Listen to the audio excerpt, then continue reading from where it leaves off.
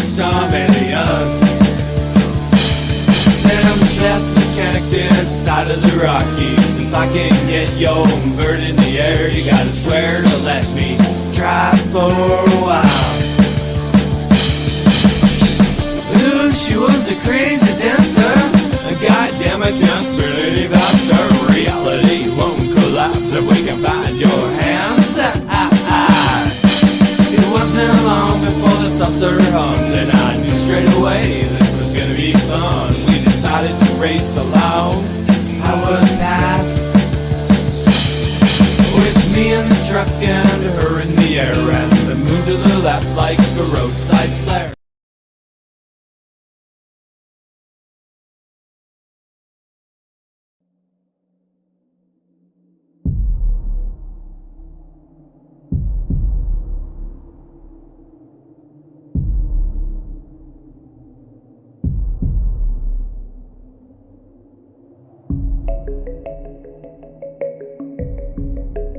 Bodega is a guide and a storyteller, escorting you through the night, lighting the way, warding off thieves, ghosts, demons, and other oddities.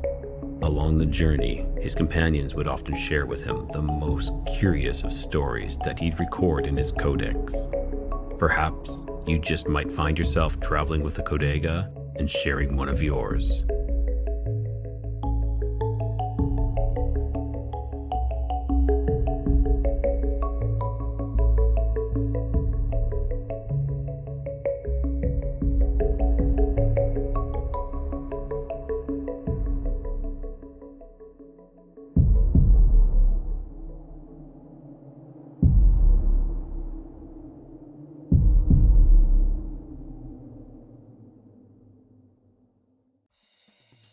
Click that like. Yeah! If you're new here, subscribe and have the bell hit for notifications to stay up to date on all the new content. Hey everyone, it's Rye here, along with JC. J to the C. Yes. Taken a bit aback by the yeah whenever the like button was clicked. What does it? Yeah. Oh, that is. I don't ever hear that. I don't hear that. Maybe if people hit the like button, maybe I can hear it. Yeah. I hope not. Well, I'm gonna hit the down vote.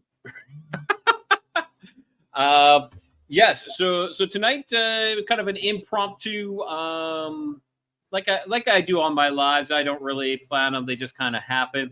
And I messaged JC, and also we're supposed to have Ginger on here, the Veritas podcast. When she arrives, I thought she was going to be on time, but I guess not.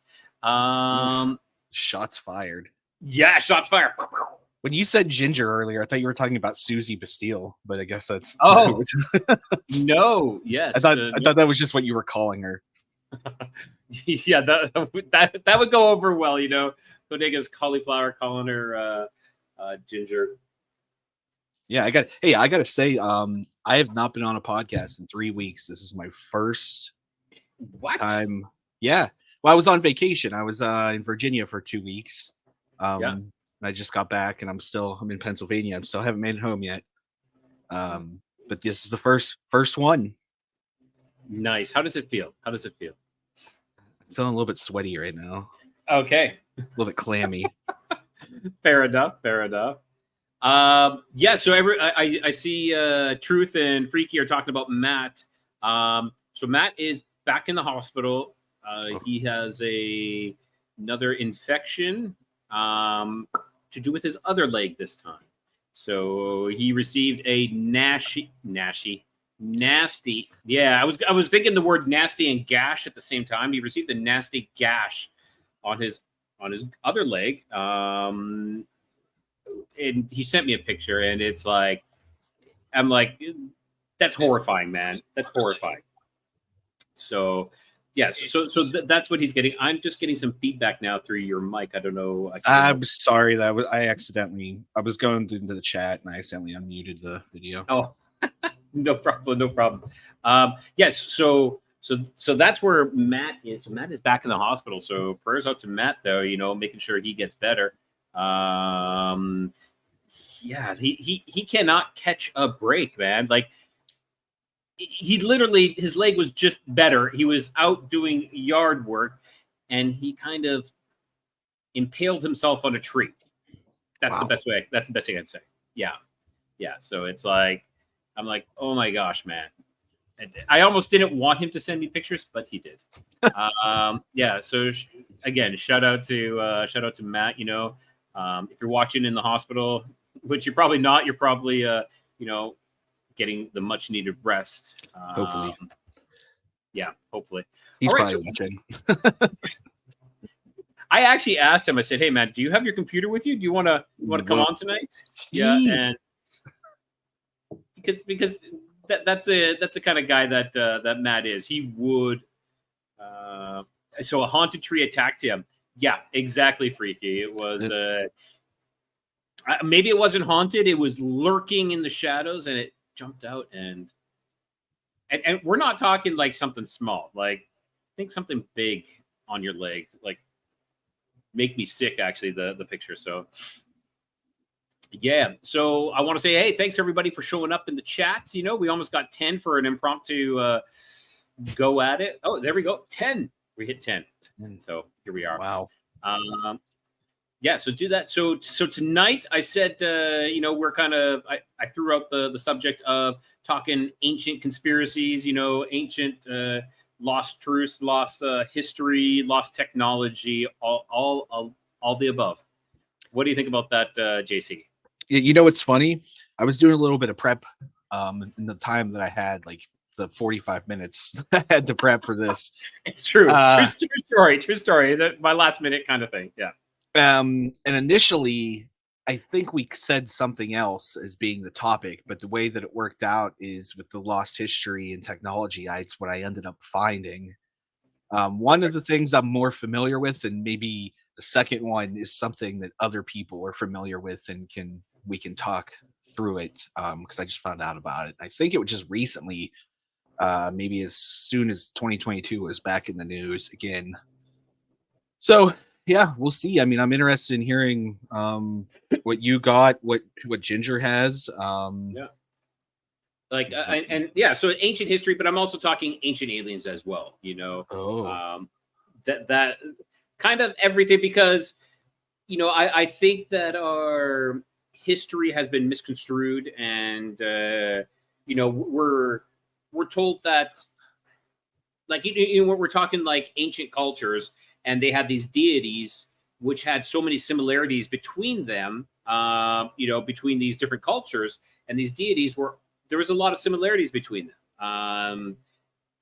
And were they just fabricated, or did they come from somewhere else? And where did they come from? Where did they go?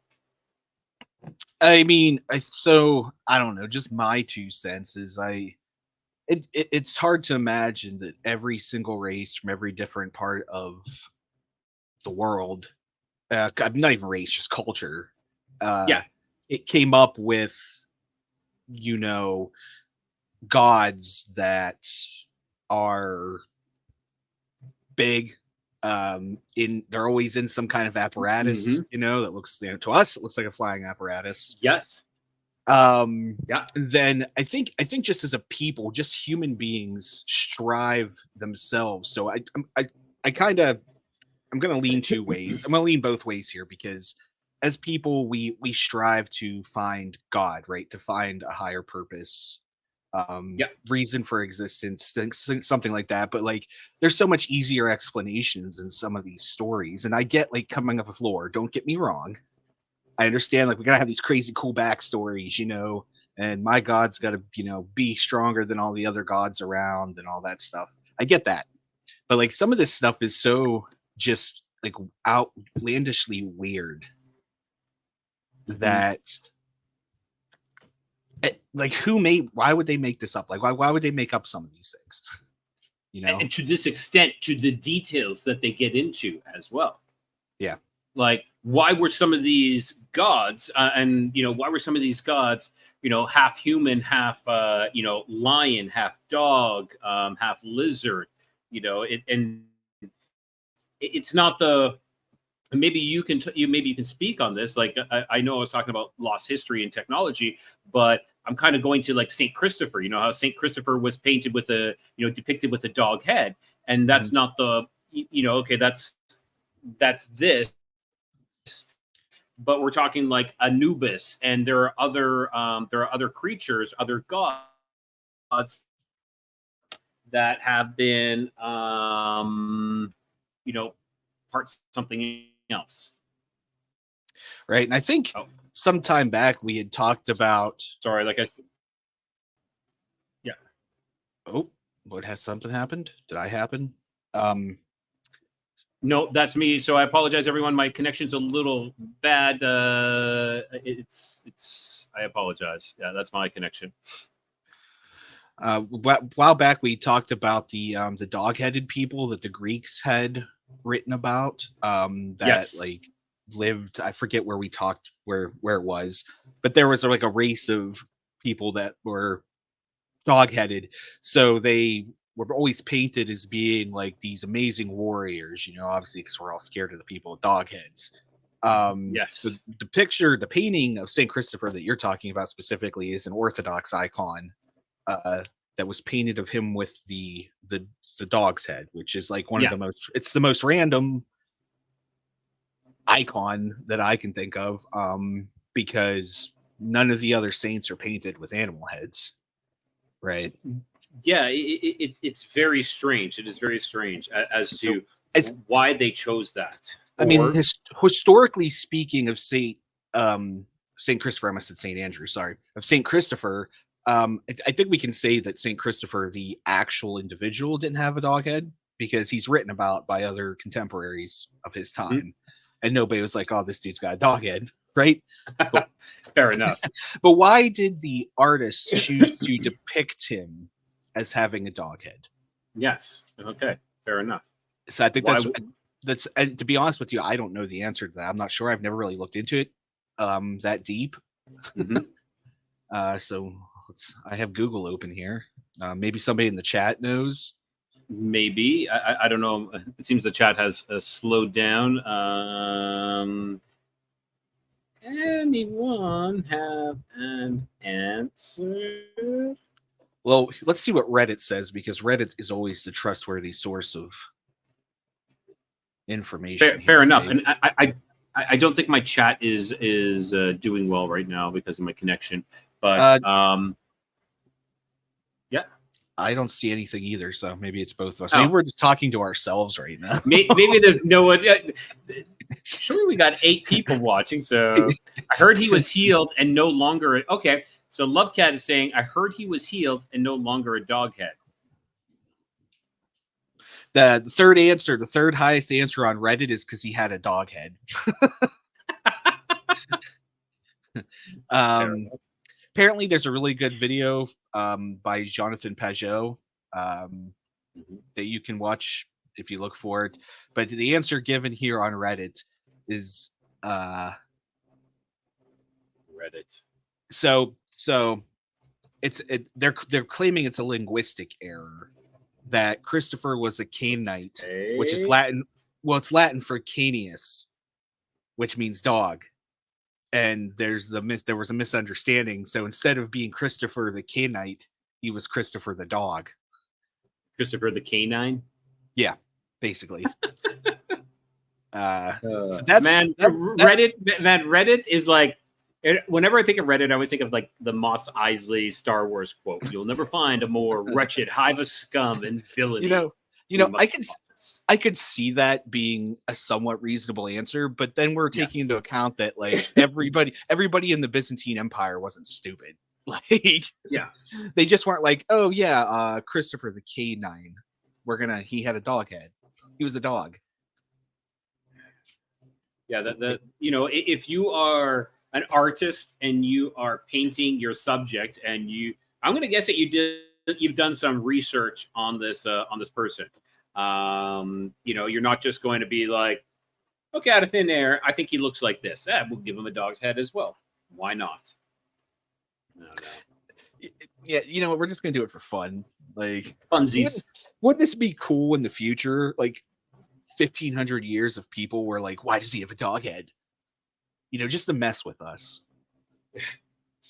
It's true, you know, and you know, kind of thinking of that, like, you know how we look at the Mayan calendar and we're like, oh, the Mayan calendar ended in 2012 and scary. Imagine someone got a hold of one of our calendars, okay? A 1 year calendar. Maybe we had a 1 year calendar. You know, the world ended after 1 year. I don't know. I'm just throwing that out there. That sucks. Yeah, but then I'm kind of thinking that then the future people aren't that smart, kind of like an idiocracy kind of scenario. Now, what do you believe that we were more advanced in the past than we're led to, you know, than what we're being taught now? Is this the what was the place called? It was like an entire land, and then there was like a mudslide, and starts with a T, I think. Topekangeti, or hang on.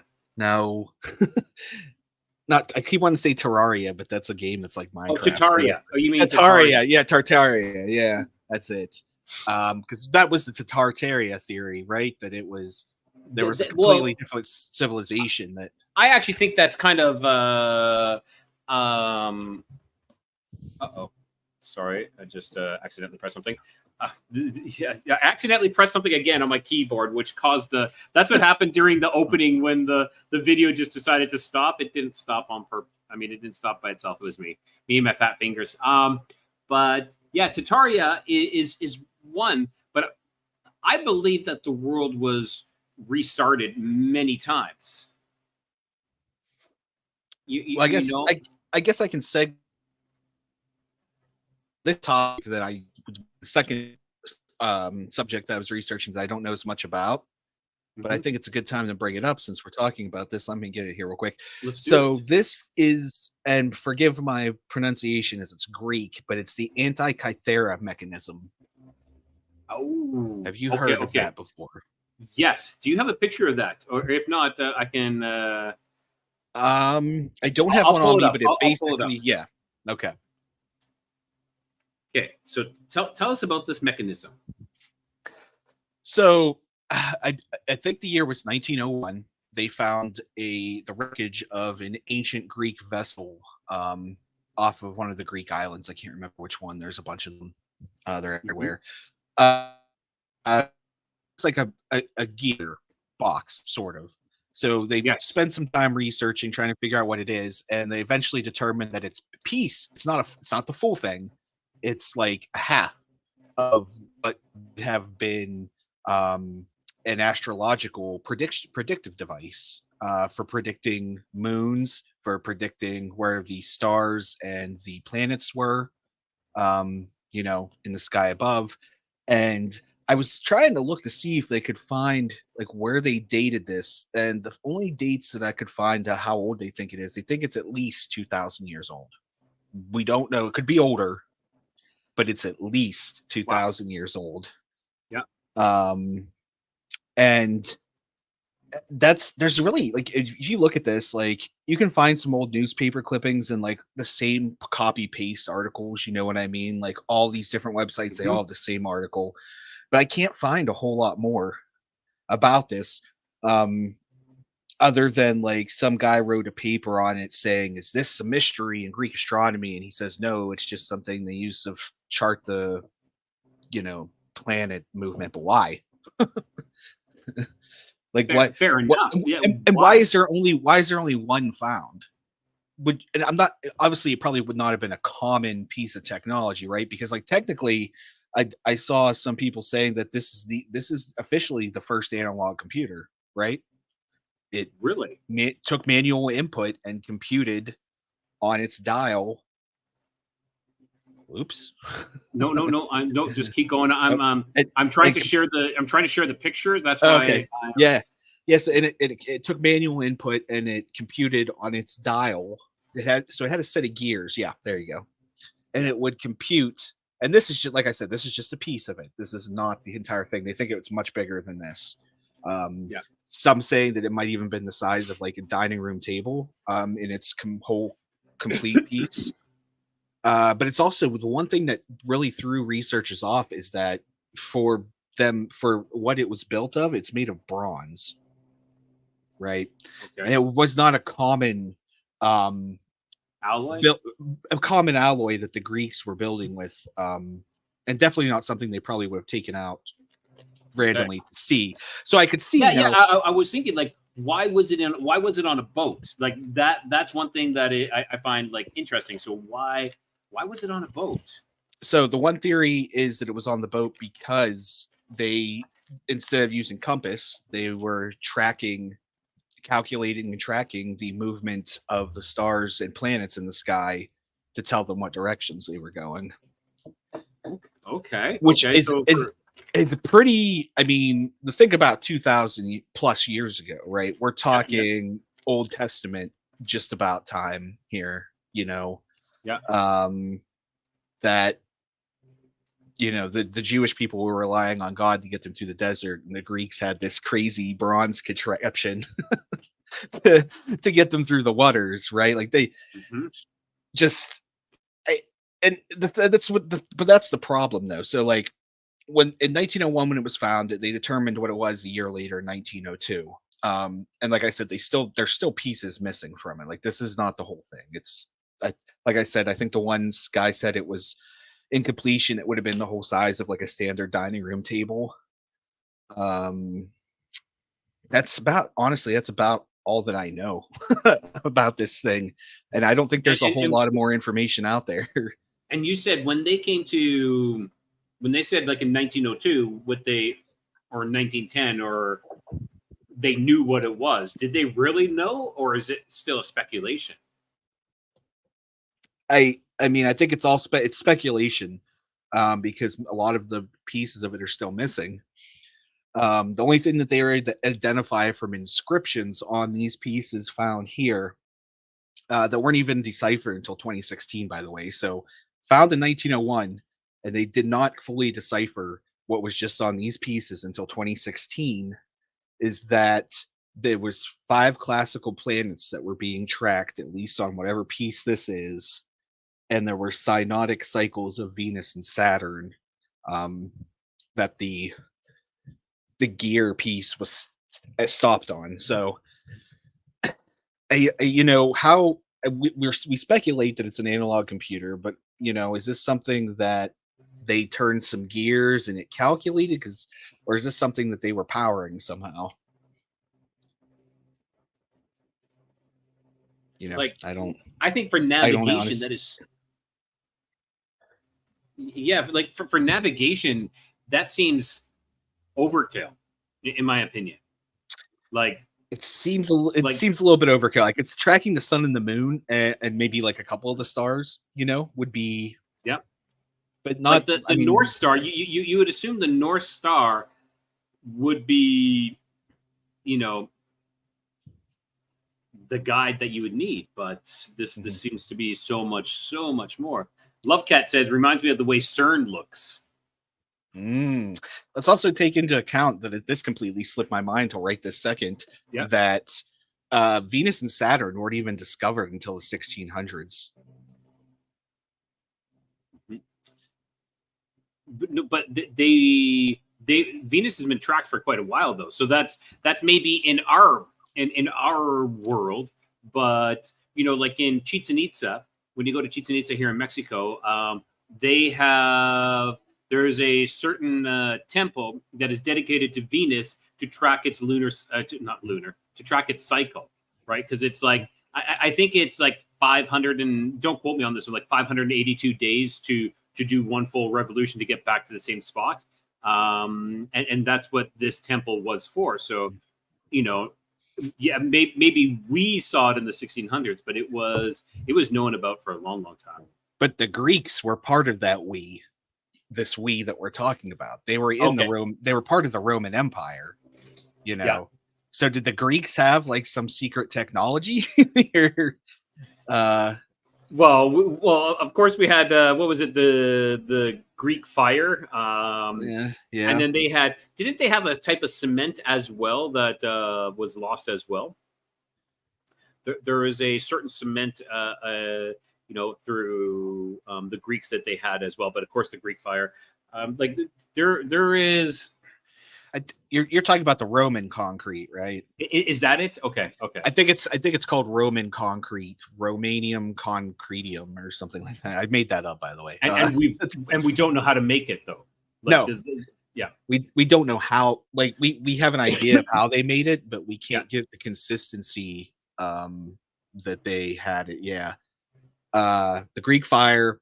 But I just think it's so, like I said, 2,000 years minimum is how this could be older. Yeah. This could go pre-Roman Empire. Like I'm all about speculating, and yeah, like maybe this is something that that they found, some sort of technology that they found that was passed down to them as well, from these other cultures. Like when like the Mayans and the Aztecs were brilliant. And to a degree, when they sacrifice, like 16,000 people on one day to appease the gods, that, that's telling you that maybe they're not as advanced as we think they are. But, like these buildings now, did they create these buildings or did they find these buildings as well? That's true. What if, Mm-hmm. speculation on my part, what if the Greek sailors or scientists, whoever was on board this boat, came across this thing just by accident, like just found it? Yeah. What is this, right? And then they're trying to figure out what it is.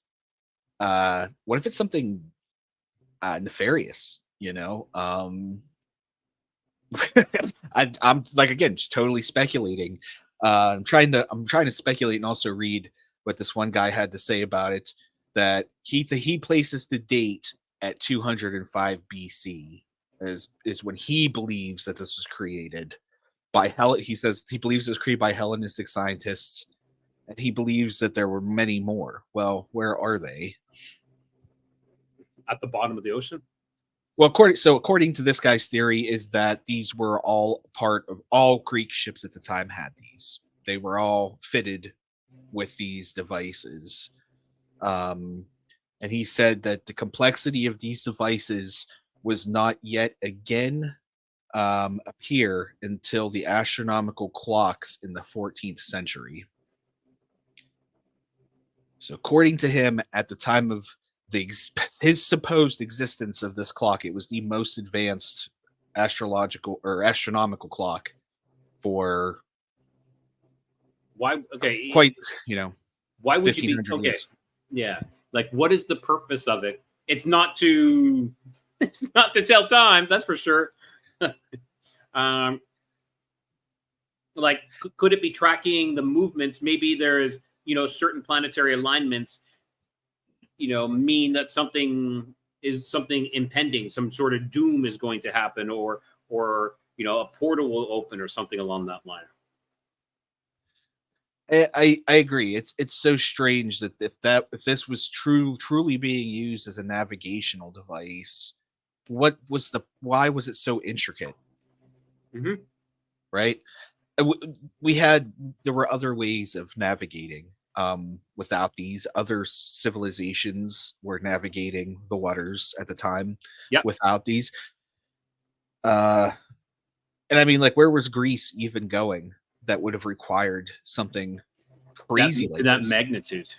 Like, they went down to Anatolia, which is Turkey now.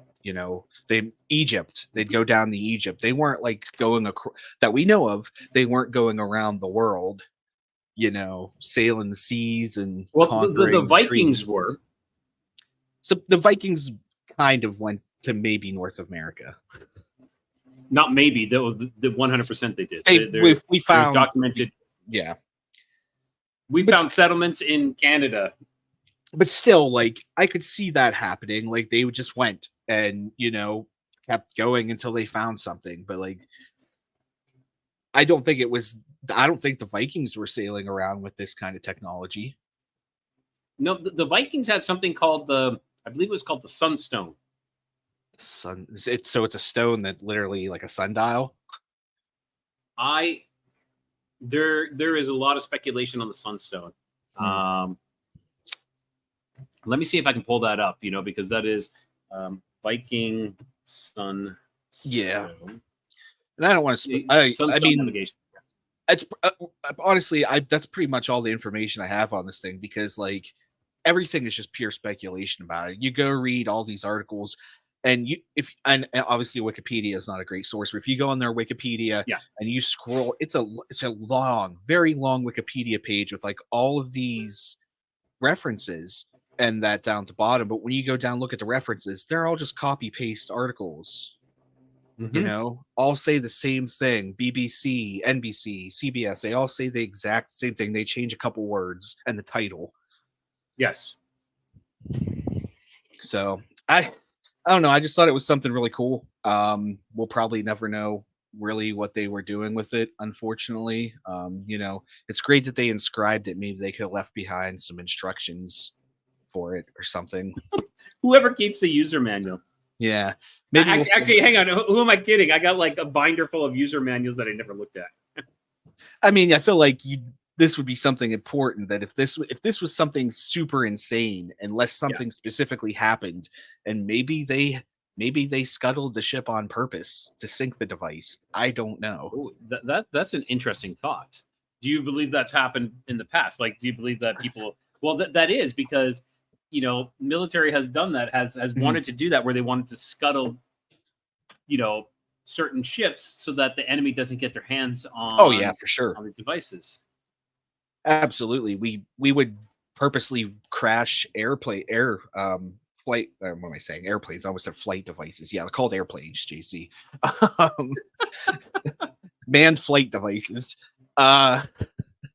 Yeah, we would specifically, if I remember correctly, during the Korean War and the Cold War, that if you were a pilot and you were shot down or had to land in enemy territory, you were specifically instructed to crash the plane and not survive. Really? Yes, because one, they wanted the plane destroyed, and two, they didn't want you to be kidnapped and interrogated. Right? Fair enough. I wouldn't want to be. I wouldn't want to be either. Well, no, I wouldn't want to be either. But maybe it was not. It might have been more towards the Cold War. But I know there was definitely an order for that. But you're right too. Like submarines, scuttled those. They used to scuttle ships all the time. Even wooden ships. Yes. Yeah. Back in the day, for multiple reasons, not just because hey, we don't want you to get what we our gold. It's like hey, you're not taking the ship either. Yeah, because our ship's better than yours. So, yeah, I mean, I think there's.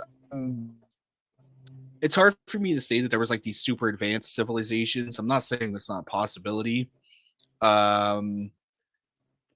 I think there were civilizations that either came upon technology, were given technology, or accidentally created technology, because we have quite even now we accidentally stumble upon things, that they came across this technology one way or the other, and then they were super advanced as far as that goes, but still like we're gonna murder 25,000 babies because the sun's too hot today. Yeah, it's true. It's true. So Truthwalker says, yeah, the Vikings used a crystal called the Sunstone. Sorry. So yeah, the Truthwalker says the Vikings used a crystal, called the Sunstone to navigate even it was cloudy. Josh Gates did a show on it where they actually proved it worked. Cool. I love Josh Gates is amazing. I love Josh Gates. Do you know Josh Gates? Absolutely love Josh Gates. Yeah, I love Josh Gates. Who doesn't? Who doesn't love that guy? He's a treasure. Expedition Unknown. Yeah. What was his show before? Because Expedition Unknown was what it was, but what was it before that? It used to be. Was it like something Uncharted or something like that? I don't know. Maybe Truthwalker, if you know Josh Gates, maybe you can post that. Okay. Destination Truth? Destination Truth, that's it. Okay. Yep. Anyways, what were you going to say? Sorry. So I was going to go into something that, I learned about a while ago. Yep. When I'm talking about lost history or covered up history, is the Sphinx. Interesting. What do you know about the Sphinx? Absolutely nothing. Okay, so traditional archaeology dates the Sphinx to be about 4,500 years old. Okay, so that is what they give it, because they say that it was who was it, Ramses the second or Ramses the third is the face that is carved onto the Sphinx. Okay, because that's what it depicts. So they're like, oh, then this must be it. But again, we're talking about people stumbling onto something else and maybe making it their own. So, what I'm suggesting though is not what I'm suggesting, but what I've been learning is that there is a lot of water erosion on the Sphinx enclosure. Okay, even on the Sphinx itself, but on the Sphinx enclosure. So, when did that happen? Okay, so that was at minimum 7,000 years. 7,000 years ago. So they're estimating the Sphinx to be 4,500 years old, but minimum is well, I actually would say that the suggestion is that the Sphinx is over 12,000 years and even up to 15,000 years old. Wow. Okay, and the reason is because that was at that time was when they had a immense rain and a lot of flooding at that time. So the type of erosion that's happening on the Sphinx enclosure correlates with what we see there. Hey, Mouse in the house. Good to see you, Mouse. Thanks for joining us. Yeah, I don't think it was pre-flood. I agree. So we have the accounts of the Great Flood in the Old Testament, as well as the Epic of Gilgamesh also speaks of a Great Flood, a book that was written sometime around the time of the Old Testament as well. So we have two documented cases. So what are we saying here? Are we saying the Sphinx was some sort of ark? No, I don't think the Sphinx was an ark. I just think it was created much before. And I do agree, as Truthwalker says, antediluvian. I believe it was before the flooding. Mm-hmm. Mm-hmm. And I also think that, and this is Edgar Casey had did a little bit of because he was a psychic. He said that there was underneath the Sphinx was a library, and library of antiquity. It kept a lot of information, and they did find an entrance to there, but that was kind of all hidden, and they never went any further than that. So, one of the other things I stumbled on, which again this falls right in here, it was Egypt, was the underground tunnels that are underneath the Sphinx and some of the other landmarks, the pyramids. But they're quite far underground, and they consist of multiple chambers. And at one time, the other civilizations knew the Egyptians as the ant people because they seemed like they were always underground. Really? which then brings in the inner earth kind of theory, the civilizations living underground. Do you believe possibly that the Egyptians were just excavating or removing maybe debris from these underground tunnels? These tunnels were pre-Egyptian dynasty. Possibly, but the tunnels are all interconnected, and they all, if you're just removing debris, they're so far underground compared to like where some of the landmarks on the surface are, that it makes you wonder what the purpose was. Were they hiding from something? Were they preparing for something? Of course, during a flood, those underground tunnels would have absolutely been filled with water. Yeah. There's no way you're stopping that. So I just so if you're building these as a protection, you're building them out of possibly escaping not flood but fire, or kind of a meteor type of apocalypse. Right. And I tried to write this off myself as like, oh, maybe they built these underground tunnels that if they were invaded by armies, they could run to these and, the armies would be confused. But then I started to think strategically that that's a bad idea because now you've trapped yourself underground with your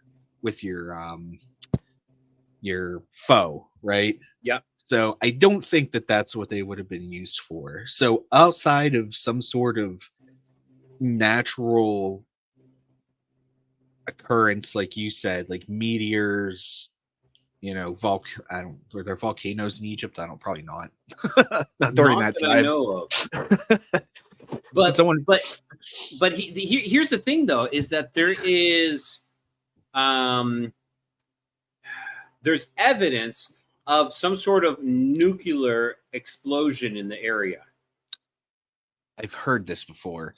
Yeah, there is a lot of like glass that's created from the sand that's in a specific area that could possibly be nuclear type. That's interesting. The amount of force it would take to create glass that was be kind of fissured glass that a nuclear weapon takes is not something that we know would have existed any period of time up until recently, right? Yeah. Yes. So, like, where did this come from? But it's still, as much as we say, well, it shouldn't exist, but there's evidence that proves that it exists, right? Yep. So I guess we can go back to ancient alien theories again. We can talk about not just the Old Testament, but you can talk about I don't know the name books of other religions. I'm sorry. Well, there's the India, the Hindu texts where they talk about the Vimana, mythological flying palaces or chariots. So they're like, we go back into the history and we look at people's documents and we're like, they documented history perfectly, and we'll listen to this. But as soon as they start talking about flying UFOs and stuff like that, we'll discredit. We'll overlook that. We'll still take their accounts down. Like their account of history is good, but we'll just overlook these things. Well, why? Why should we say that that they're just high on mushrooms, making up these accusations, but the rest of the stuff is all good? That's where it's comes into question.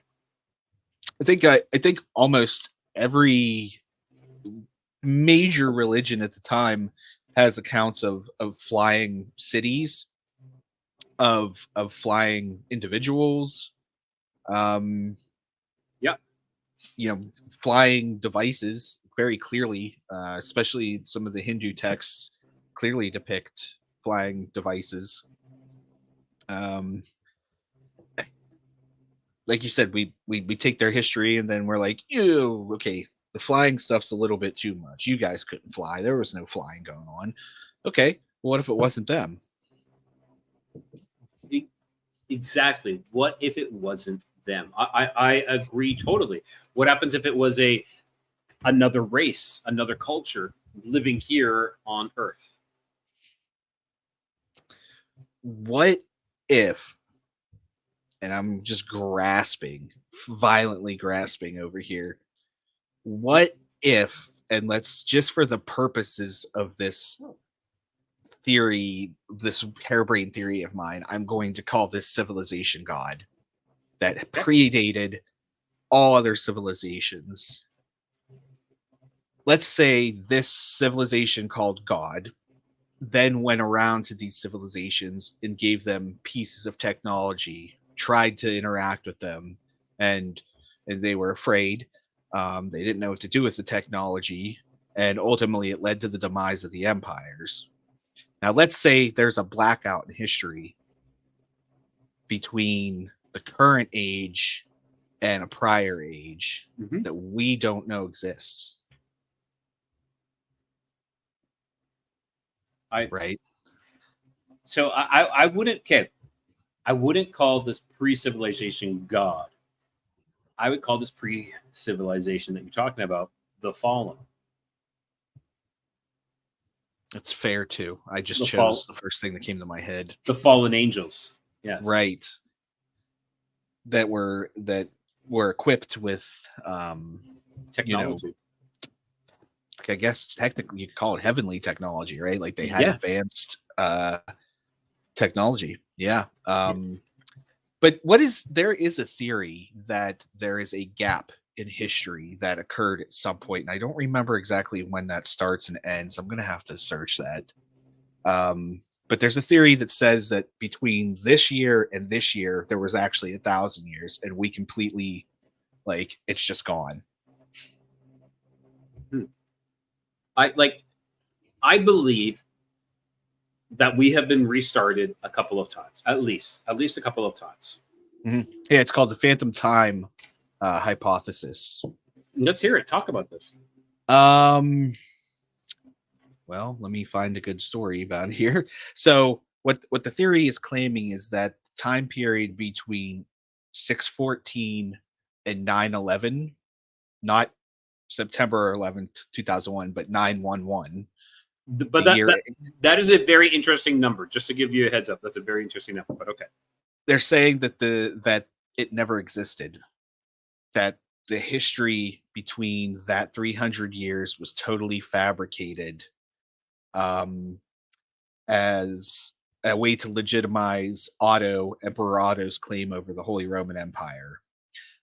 So according to this theory, we're actually living in the year 1726, well, 1727 now, and not 2024.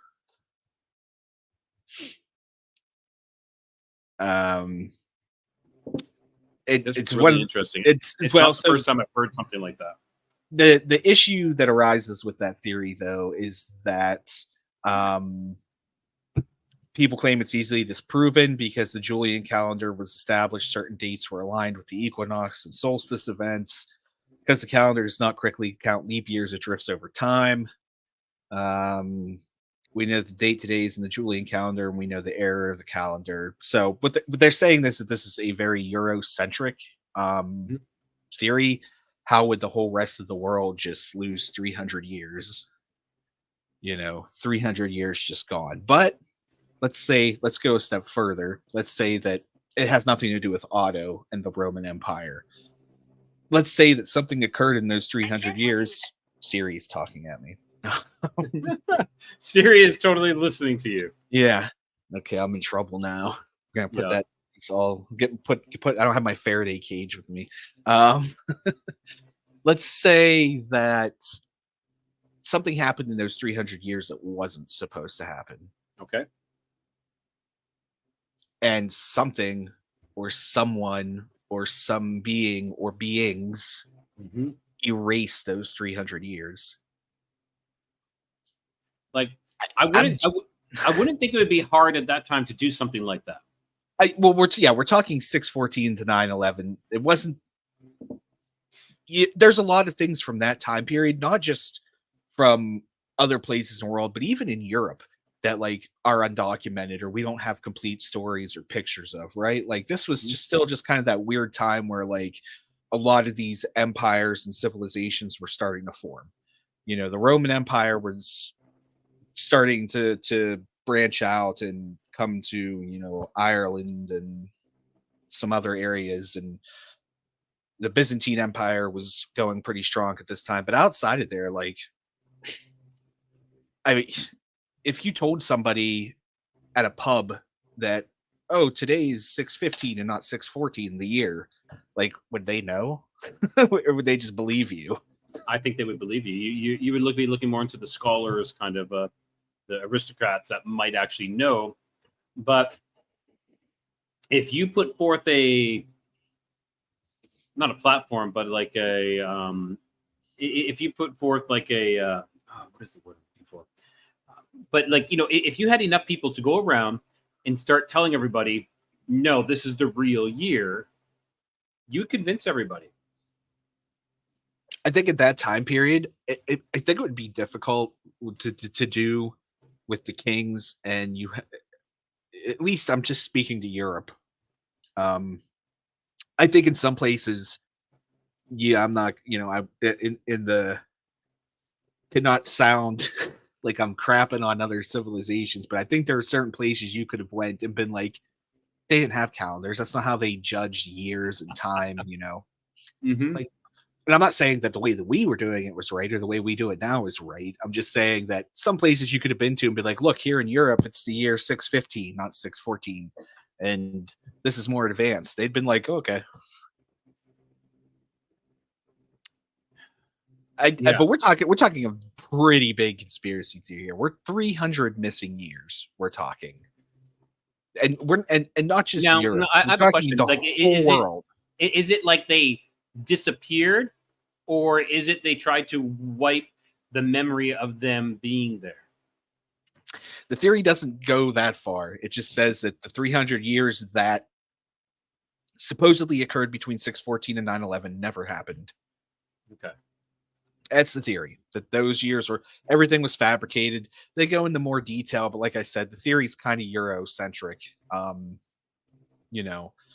because it talks a lot about like that Emperor Otto and the Roman Empire and him fabricating history books and changing the calendars and messing with stuff to really change history. I mean, we're deleting 300 years, right? But I don't know. To get everybody in Europe on your side, like Europe wasn't like, people when they hear the word Dark Ages. Here's my hot take. There's no such thing as the Dark Ages. Okay. What is your belief on that? Because my belief is they called it the Dark Ages because we had the Enlightenment, and everyone's all about the Enlightenment. Everybody got smart and enlightened, so we have to make it seem so great. So everything before that was Dark Ages. We had so many scientific discoveries that occurred during the Dark Ages, so many advances in medicine, that there was no such thing as the Dark Ages. Empires were growing like crazy. And we had a few setbacks. We had the bubonic plague. We had stuff like that. But yeah. I mean, we have setbacks now. Like we just had a 3.5 year setback. Yeah. Just happened. And I'm sorry, if you really look into, like, just type in the Dark Ages didn't exist. I'm not the only one that holds this opinion. They're actually like esteemed like historiographers and other smarter, fancier people that are smarter than me that hold the same opinion as well about it. And I just one day I just like, I don't know, I was just so, every time I read articles about the Enlightenment, I get so sickened because they make it sound like everybody was stupid until the Enlightenment. Mm-hmm. The whole world was dumb as dirt. It's not true at all. Okay. And also the other reason is because we have to talk about how great the printing press was. The printing press made everybody smart because everybody had books. I've heard you talk about that before. I know you like that. Now, but here's the thought. Like, we do have times where civilization has taken jumps in technology. And why do you think that is? Why have we gotten through these jumps? Were we being assisted? I think it's very, and maybe this is just my dumb brain. I didn't spend enough time in college. Maybe I should go back. But there's some college is a scam. There's some jumps in technology that you look at, and even some more recent ones where like we had no idea how this worked, and then all of a sudden it was like overnight. It's like, hey guys, look, we got this now. Yeah. Okay. I don't know. It's dumb take. That's my dumb take of the night. Is that now? Here's the thing: is it like the Garden of Eden with the apple? Taking the bite of the apple, where of the I were think we? Yeah, go ahead. I should say I think we've taken a lot of bites at the apple. Then Yeah, I think think we're we in have. trouble. I think it's been multiple times where we've been assisted, such as, like Prometheus giving us fire. Was that Prometheus giving us fire, or was that us being gifted technology that maybe we shouldn't have had? Like maybe fire is a metaphor for, explosions. I don't know. I'm just combustion. So I'm going to say this, and this is the biggest leap for me that's very hard for me to understand, even after doing readings and research and looking at the history, the leap from the Stone Age to the Bronze Age. The Bronze Age supposedly came right after the Stone Age. How did we go from unga bunga rocks for everything, to all of a sudden, look, guys, we got metal? Yeah, like how did we learn how to refine metal? To extract the ore. Where did that come from? Like literally the Stone Age. We're sitting there with a stone hammer. How did I take a stone hammer and turn it into bronze? Like How did we know to do that? Like I know it wasn't just a light switch, right? Like bang, or was it? Or was it a light switch where we were there was an intervention of sorts, from a higher beings that decided to mess with us and mess with our direction. I don't know. And somebody's gonna watch this like a year from now and be like, "What are these morons talking about?" Unga bunga. Unga bunga rock. Me put rock together and make other rock. But I mean, essentially the Stone Age. Like, I don't know. I do not see. I could see us going from the Stone or from the Bronze Age to the aliens, right? Yeah, aliens. All right. But I can see from the Bronze Age to the Iron Age, because we already had the basics down for like smelting and creating bronze, and then steel was just another step. I can see that, but yes. I can't see me got rock stick and now I have hammer, and then all of a sudden, guys, we got swords and shit. It's real cool. Fair enough. That is a big leap. That is a huge leap, actually. It's massive. If that leap never happens, I don't think the human race survives. Or we go in a different direction. Yeah, but look, we used to walk around with bricks all the time, and now I'm walking around with one in my hand now. Unga bunga, Siri, tell me how to turn car on.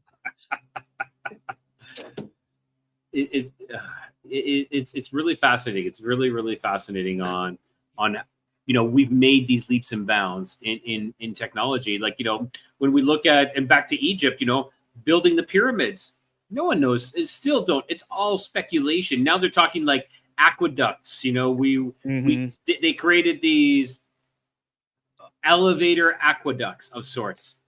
That to bring these large stones in on water, right? That is the most ridiculous theory I've heard so far. And like, okay, maybe to float the stones down the river, but now we float the stones up the pyramid. Have you seen that part of it? No, but so they create like, I don't want to say lagoon. Yeah, go ahead. Is this like a legitimate, like scientific, like belief? Yeah. Yes. Legitimate. So they create some sort of like elevator type water mechanism, and they fill these up beside the pyramid to slowly raise the rocks up. So imagine the engineering that needs to go into creating these, like the amount of force and pressure that they're going to have at the bottom is immense. Hey, Bryce, how's it going? So the amount of force that these are going to have is like that's being displaced is crazy, and the engineering that has to go into to build this is mind-blowing. I mean, I'm just gonna call BS on it, because if they had invented a water elevator, they would 100% been an Egyptian water park. I agree. I agree. Hang on, I want to pull this up here. So, water elevator theory for pyramids. What is this here? Come on down to Egypt land, Roman citizens. A series of gates controlled how the blocks moved upward from the moat to the top, and a pool of water at the top of the build site allowed for further floating and positioning without any dragging or really heavy lifting. In this theory, the canals and water elevators allowed the stones to be moved pretty easily. Pretty easily, yeah. You know, did you ever see the size of some of those stones? Exactly. The amount of water pressure that would be needed to float these, and also where did the aqueducts go? Yeah, the amount. You would just need. Guys, we don't need the aqueducts anymore. Hide them. Yeah. Ridiculous, absolutely ridiculous. I'm trying to look for a good picture of this, but I can't. I really have no. Okay, actually, this might be. I'm sorry. I really think there would have been some kind of like water theme park for like the kings of Egypt or something. If this, and I'm serious. Like, there's the first three things that human beings do is they build for the gods, they build for the kings, and then they build for pleasure. Yeah, agreed. I should say leisure, maybe not pleasure. Leisure. Okay, hang on. I'm going to. Right, I'm going to share my screen. You have to. The masses might be poor, they might be slaves, but you have to at least give them a water park so they don't revolt. Plus, like, water's going to be hard to come by. Like, right, the Suez Canal was the closest water source. So this is how they did it. So they brought it in. Okay, I see. Yeah, and then they had this canal at working level, and somehow they would fill. So they closed this gate. Then they would fill this all with water, and then they had like some sort of flotation enough to lift like 60 tons or 30 or 5 tons, we'll say, blocks off the ground and up this chain. I see an issue here just based on physics is that so they got these whatever these flotation devices are. When this thing comes up popping out of the water, what's stopping that thing from just flying up out of the water just by sheer force, right? Because we have to have this. Imagine the pressure that it would take to force those under and to float them. Because you would need, and I agree with you, because at this point you would need a lot more air to carry it up to this point. And just to make it buoyant. And once it becomes buoyant at this point, as it's going, these here will expand more and more because there's less and less water pressure, and then it's going to come like you said, flying up. I didn't even think of that. Just this 60-ton rocket flying out. Oh my god! I don't know. I don't. I think that's lunacy. I buy more that they had slaves using trolley-like systems with rollers and stuff pulling them. I do that. Okay, fair enough. That is still an even crazy kind of prediction as well, because let's think about these ropes that they're using to pull these 60-ton rocks. How strong are these ropes? How like where did you get them manufactured? Is it you just using Anakin or something like that, using fiber ropes, or what kind of ropes are you using? Papyrus, bro. We just tied a bunch of papyrus together and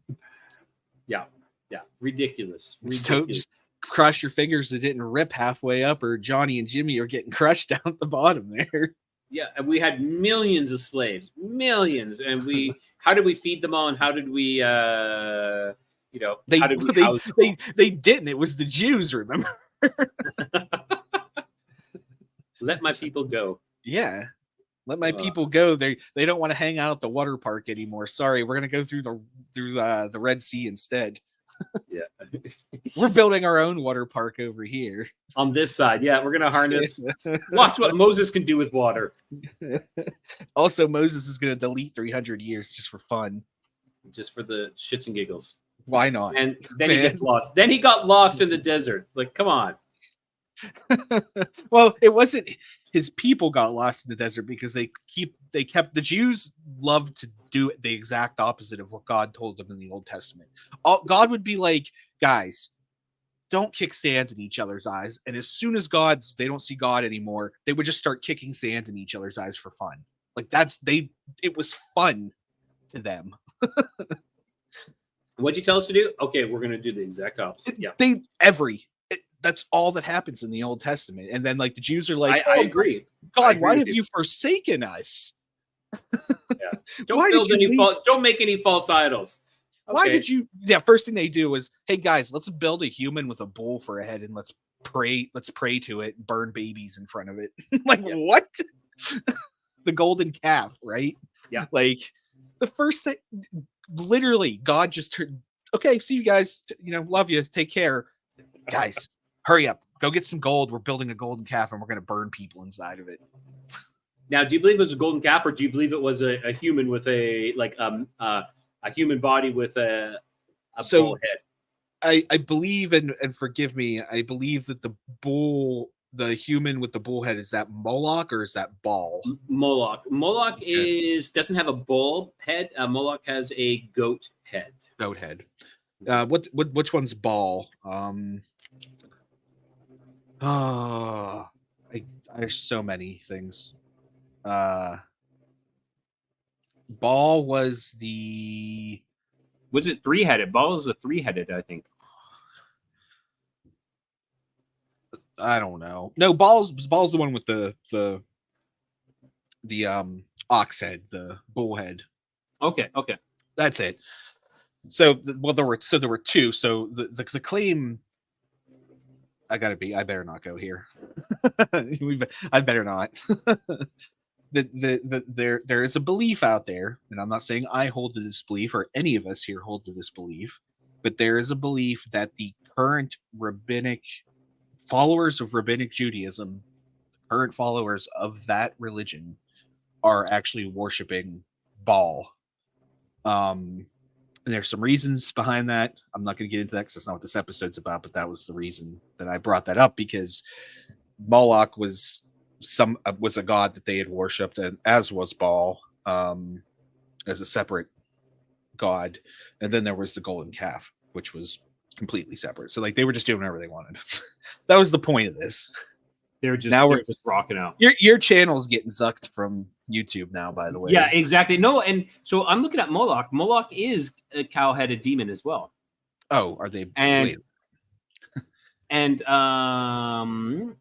Bryce is saying though Moloch was the owl god, as like. Well, like the one at what grove is that? It's where I was going with that. That's what they have at the Grove. Oh, come on. I'm real bad with names and stuff. We'll just call it the Bohemian Grove. Yeah, there we go. That was Moloch that's who they have there, right? Mm-hmm. I had to type in Alex Jones to figure that out, by the way. That's exactly who I was thinking of too. Moloch owl god, yeah. Okay. But I do see some depictions of Moloch as a bull too. I do too. I do too. I see that as well. So who knows what Moloch actually, here's a bull with wings. So now it's both an owl and a bull. I don't know. I just know that the Jewish people at that time were like, all right, guys, God said not to do this, so we should probably do this. Yeah, exactly. Now, but was that maybe because they're being manipulated out in the desert, where they had to have been like there's no way you're going to create these effigies, without having some sort of reference. Especially if you're getting like direct divine revelation from God, right? I mean, with people that the Jews made kings, David, I mean, Moses is regarded as like one of the, if not the top prophet in Judaism, right? Like these are people that they respected highly during their existence. So why were they just turning around and being like, all right, guys, Moses took a nap, so time to build a statue. Yep. Moses went up to the mountain. All right, let's hurry. Hurry. We got 4 hours. He walks a little slow, so we got some time. So they have somebody keeping like somebody watch. He like sneezes real loud when he sees Moses coming back down. Hurry, hide it! Hide the golden calf! Yeah. What are you guys doing? Nothing. Guys, what's that? Nothing. We found it. I have no idea how that got here. But it was here already. You just didn't see it. Yeah. Well, some guy the came by and the told us sky about it. people came down on a cloud of fire and lightning and gave it to us. Yeah, and told us to sacrifice people to it. It was Oh my mostly gosh. babies. I love how this conversation's going bad. You know, Yeah, we gotta stop because, like I said, at some point YouTube's gonna. We're getting zucked. Yeah, for this talk. But I mean, it's in the Old Testament. Just go read the Old Testament. We're making light of it, but it's what they did. It's true. It is. It is. It's documented in. Now, yeah. Okay, so I was going back to I want to go back to the Sphinx though. So the Sphinx was proven by geologists that it is, what did I say, like 12,000 to 17,000 years older. So that begs the question then. And prior to that, it was said to have like a different face, possibly a lion face. Why? And who was it for? You know, what was it protecting? What was it watching? What was it doing? And then what were the pyramids actually for? And what happened to the capstones of the pyramids as well? I don't know. Come on. I'm asking you this question. So. I just there's not any. The problem is like, for some reason, up until the printing press, we were really bad at keeping records. Isn't that funny how that works? It's interesting. It is. Well, it is. and I actually understand. Like, I'm not saying they were bad at keeping records, but there was all kinds of wars and stuff. And people, instead of like being, "Hey, let's check out these records," they'd be like, "No, let's destroy them instead." You know, because your job was to wipe out the existence of this other civilization. So destroying their history did that. Yeah. When the burning of Alexandria. The burning of Alexandria was just plain stupid, and it was just it was the Roman, the East Side, just being dumb for no reason, because Alexandria was the Byzantine Empire. They were the western side of the Roman Empire, and then look what happened after. They weakened the Byzantine Empire so much that it fell. Constantinople fell, and we never reclaimed it. Never got it back. Ever. All of Byzantia was taken over. And what did the Muslims do? They did the same thing. They destroyed churches, they destroyed history, and they turned the nicer churches they liked, they turned them into mosques. Yeah. So yeah, and you know what, when the Spanish came to Mexico, and they took the pyramids, they went into these pyramids in the temples, and they took them down and used the stones to build churches. So it's kind of like that's what the conquerors do. They erase the past and stamp theirs on, you know. And I mean, to an extent, like the Roman Empire, when it adopted Christianity, it did it as well. It took pagan temples and refitted them, blessed but it them. Adopted a lot of pagan rituals and holidays as well. And I want to say adopted, it incorporated them, kind of married them in. I would be careful with that, because I can get into heavy debate about this, because many of these holidays that incorporated traditions fell over periods of weeks rather than days, right? So like Christmas, everyone says Christmas, you know, this wasn't the actual date, but we also have the Eastern Church that calculated Christmas, the birth of Christ, to the same date. Well, unless you're Orthodox, but they use a different calendar, which puts it in January. But anyway, it's not going to go there today. We can discuss that some other time. I digress. Yeah, I digress there, because I'll go. I spend too much time researching stuff. But I mean, but that's what conquerors did. Like everybody did. There nobody went in and conquered somebody and was like, "Hey guys, we're just going to leave your stuff alone, and here you can have this back." We took it. Right? It's true. They had to like stamp on them, put their stamp on them, and to reclaim it, just to redirect and to show that they're the authority now. Yeah, I mean, look how many times the Visigoths and were warring with like the Romans, and they were warring with the Celts, and they would come in, destroy, and then they would rebuild, and they would come back and destroy and rebuild. Everybody just kept destroying everybody's stuff to the point where they started building almost identical because their stuff had been destroyed, and they would just like by continuously rebuilding and being occupied, they were building each other's own stuff. You know what I mean? Like the architecture, and that was starting to represent the other conquered people. Or you could just do like the Mongolians did and just come through and murder and rape everybody and destroy everything and then just not come back. Like that's fine too. Yeah, that is the Mongols, not the Mongolians. I'm sorry, the Mongols. So speaking of kind of like, I'm not saying they're related, but like Chinese. What about the China? The Great Wall of China. They're actually saying that it's it was in reverse. It was to keep the Chinese in, not to keep invaders out. The way That's all interesting. like, have you heard that yet? I have not heard that. Like, if you look at all the strategic, like like the lookouts or the portholes, for defensive, like the defensive parts of it, were actually like to keep the Chinese in.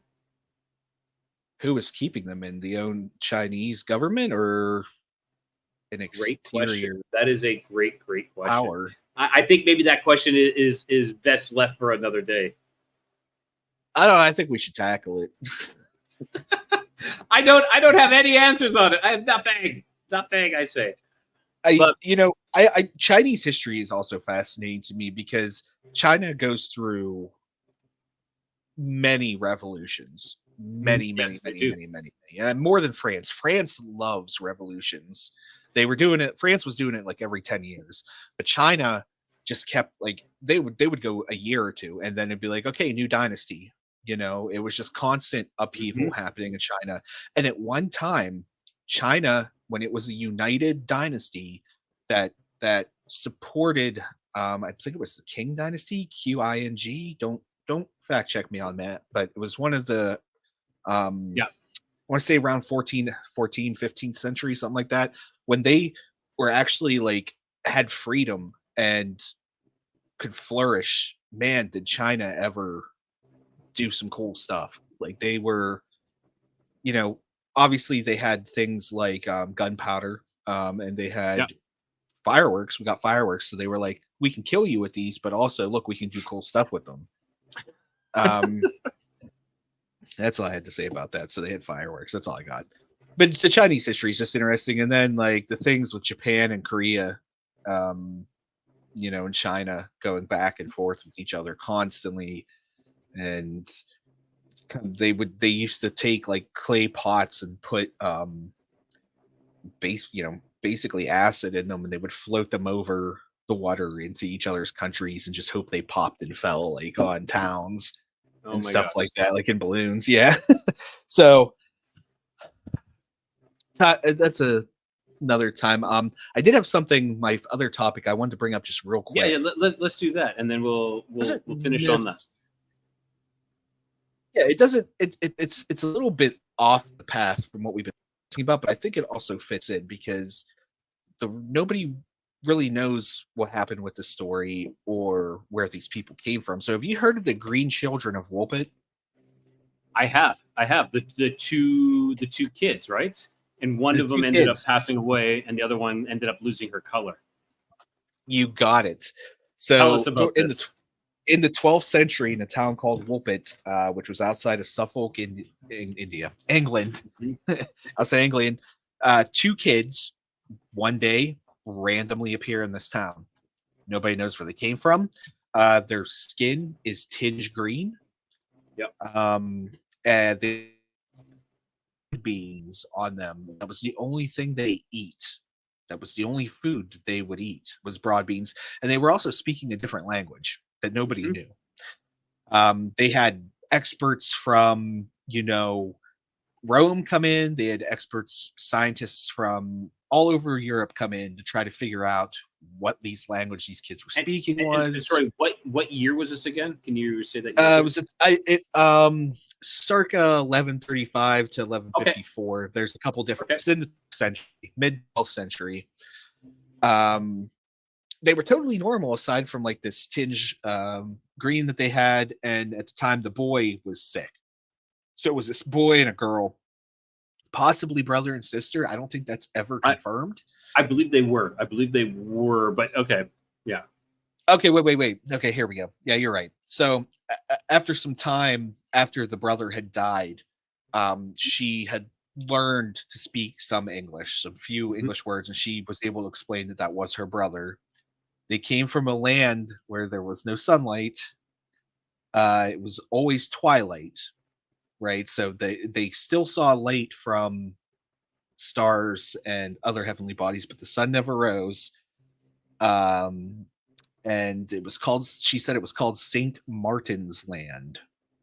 Now, where they came. That's really interesting because that puts credence, that story then puts credence onto FE or a much larger type of world that doesn't get sun. Yeah. So there was a lot of speculation, even at that time. Like people were like, because this story spread pretty quick. Or are you thinking center, more from like Middle Earth? What were we talking, like hobbits?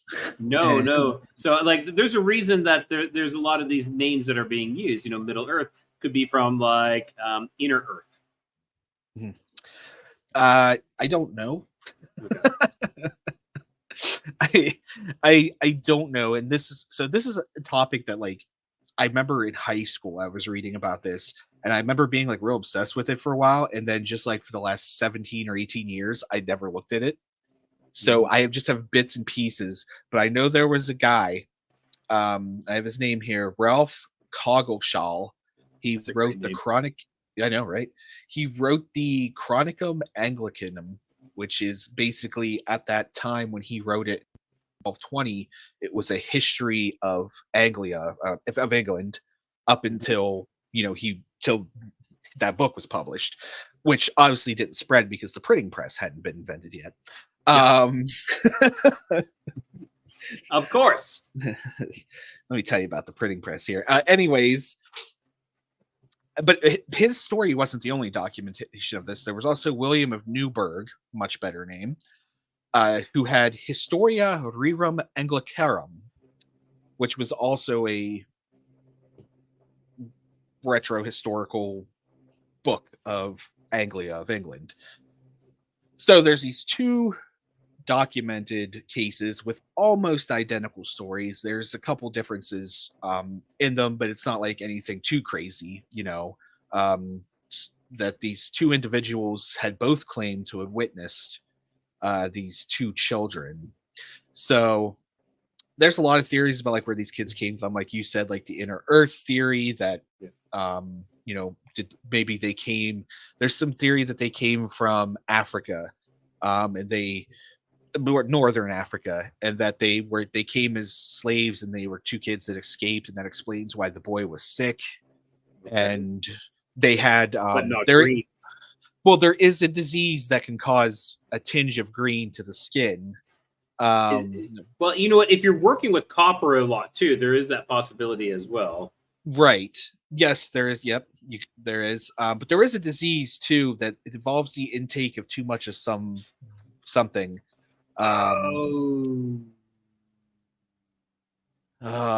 Anyways, so that's one, and another theory is that it was just totally made up, and it was just a story that like people Mouse is asking, are there either of those books readable online somewhere? That's a very good question that I don't know, but we're going to find out right this second, actually. And Truth says, I think they came through a portal. I think that's a possibility as well.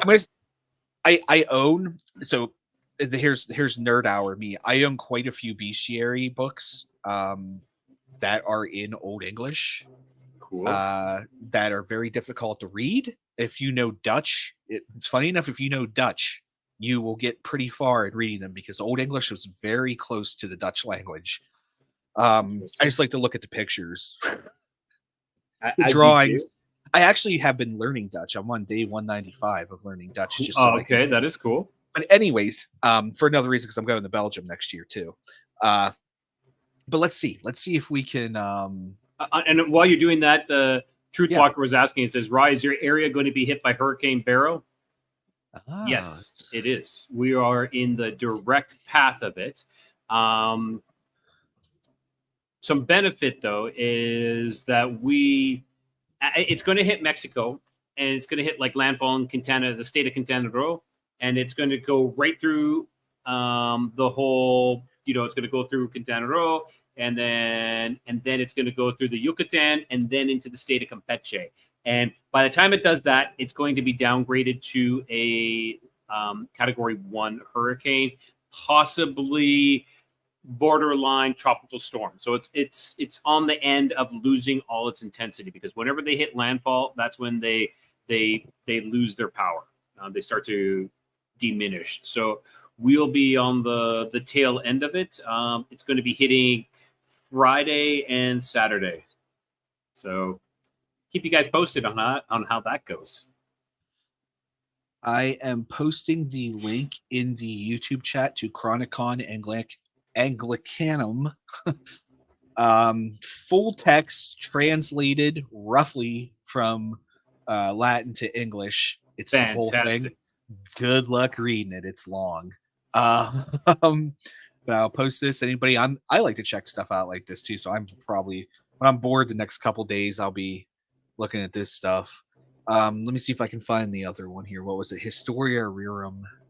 I think it's awesome that we've preserved something like this. Mouse is saying barely know English, but there's a free language learning app called Transparent for Tennessee Residents. I've never consistent enough on one language. So the book, this Ralph Coggershall was a English historian and a monk. So that's why he would have known Latin, because he was a monk. So he originally wrote it in Latin, and it was published in English in 1875. And that's the last time anyone has touched this book. So you're reading a piece of legitimate, like, some dude some monk, like, just like writing down stories about England, Cool. Like that's super cool to me. All right, the other one here is Historia Rerum. There it is, Anglicarum. Ooh, this one doesn't look as promising. My dog's snoring very loudly. Did you hear that? I cannot. I did not. Oh, is this it right here? I think I found it. You're the magic man. Yeah. Oh, they even have the EPUB version. I can put this on my iPad. There we go. Yeah. Okay. So here's both. Anybody that wants to read these, God bless you. But if you do, fill us in. Yeah. Tell us what's going on. Yeah. So there's also a book that's going to be much easier to find. It was written by Herbert Reed. It's actually the only book he ever wrote. He wrote it it was published in 1935. It's called The Green Child, and it's based off of this story. It's not a like historical account of this, but it's a story based on the Green Children that's kind of written like a mystery psycho thriller kind of book. So maybe check that out too. It's called The Green Child. That one's gonna be easy to find. I think with a name like that, that's pretty easy to locate. It's also not like thousands of years old and written in Latin. So awesome. Well, JC, we're hitting that hour and a half mark, and that's usually when I'm like, I'm good, I'm done. How about yourself? Anything else? Do you want to plug anything before we call it a night? I mean, yeah. You can see it right here somewhere. Where is it at? The Watchers. Oops, I'm on the wrong side. Hang on. JC from The Watchers. Yeah, The Watchers. You can check us out on Facebook. Check us out on YouTube. We have a bunch of different shows now. We branched out from paranormal to talking about. We have the wrestling. Yeah. We have the zombie apocalypse. We're going to be doing true crime. there's a lot of stuff coming up. So just keep an eye out. We've already started releasing some of that stuff. But yeah, that's so I got. Drew's my counterpart on that show. He's doing something right now, probably. I don't know, sleeping. Most if he was sane, but probably not. He's probably watching here. If you're out there, Drew, thanks for tuning in. That's all I got. I appreciate everybody hanging out. I do too. You know, Truth, Sunny Cat, Mouse, Bryce, you know. Truth Walker, you're awesome. Thank you. Yeah, Thank you, Poncho everybody. was here earlier. Awesome. Yeah. Yep. To anybody watching in the future, you're also awesome. We appreciate it. You get to listen to us just like this. We don't plan any of this. Like Rye literally messaged me just a few hours before this. Yeah. It was like, I got some spare time. Let's do it. Yeah. So like, thank you for listening to us just like stumble and bumble and blabber through some of this stuff. Sometimes we're good. Sometimes sometimes you're good. Sometimes you're not so good. I got 2 good jokes. Could tell them real quick. My first joke is that there's nothing I like talking more than things that I don't know what I'm talking about. The second one is I know 4. I screwed up my own joke. I know 4 really fat people and I'm 3 of them. Nice. The other one's on TV. The other one's on TV. So that's it. That's all I got. Badoom tish. Thanks, everybody. All right. So I want to say thank you to everybody for coming out, showing up, and hopefully you enjoy it all.